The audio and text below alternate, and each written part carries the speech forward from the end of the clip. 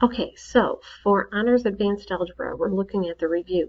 Some things that you need to remember is for problems 1, 2, and 3, these are, please excuse my dear Aunt Sally, these are order of operation problems. So you need to remember you're starting on the inside of the parentheses. The please stands for parentheses. Please excuse exponents, my dear, multiply, divide, and then Aunt Sally's add, subtract, or PEMDAS, however you guys remember. So do what's in the parentheses first and work your way out. Please note that up here, those parentheses came first. The multiply and divide are equal, so you need to make sure that you are working on those. And with something like this, remember the squaring comes before the adding and subtracting on that kind of a page. So that's kind of problems 1, 2, and 3. For number 4, it's just taking your formula and for the cylinder that's 6 inches high, 3 inches radius, you're just plugging it into that. For B, you're working backwards. This is the volume, this is the radius, so thereafter the height on that particular case. For your sets of numbers, you just got to remember all of your definitions on what is considered real, rational, those types of things. For problems, solve the equations with those fractions, since this is an equation, you multiply by your common denominator to get rid of the fraction. Remember, your fraction is not your friend. Here, remember to distribute, and for this one, I'm solving for k, so the m is still going to be part of it. Same idea here, the p and the n are still part of the solution, and for number 14, that absolute value, remember you always have to isolate first, so you've got to divide by that 4.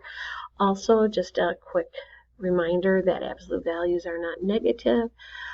For problem number 16, notice that this absolute value is positive, equal to the answer, or the absolute value is negative and equal to the answer. Remember, another way you could do this is this always stays positive, and you can switch both signs on this side also. For graphing your inequalities and set solutions, remember, you got to get the a by itself. You divide it by negative. Big mistake people forget is that they forget to switch it here. And notice that this is a bracket because it's greater than or equal to. And then that bracket comes down into your interval notation. For this one, you got to distribute. Get x's all onto one side and solve. Now, this x is on the right-hand side. So if you need to, think about rewriting it backwards. X. It points at the x would be less than or equal to negative 2/9. That's why it's going that way. Again, notice the bracket is equal to. For this last one, this compound one, you're still going to get the x by itself.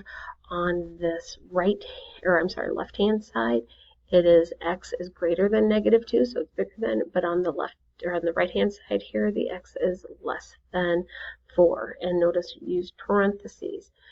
The word or means it's going to be found in one or the other. Absolute values, you've got to set up your 2 positive on the inside of the absolute value, negative on the absolute value. Can never be less than a negative number.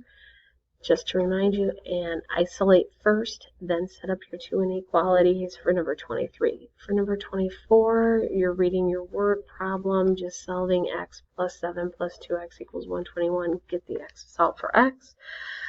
Your length and your width, you had twice more and 70 more than twice. And finally, for number 26, we've got that set up. So that is my video.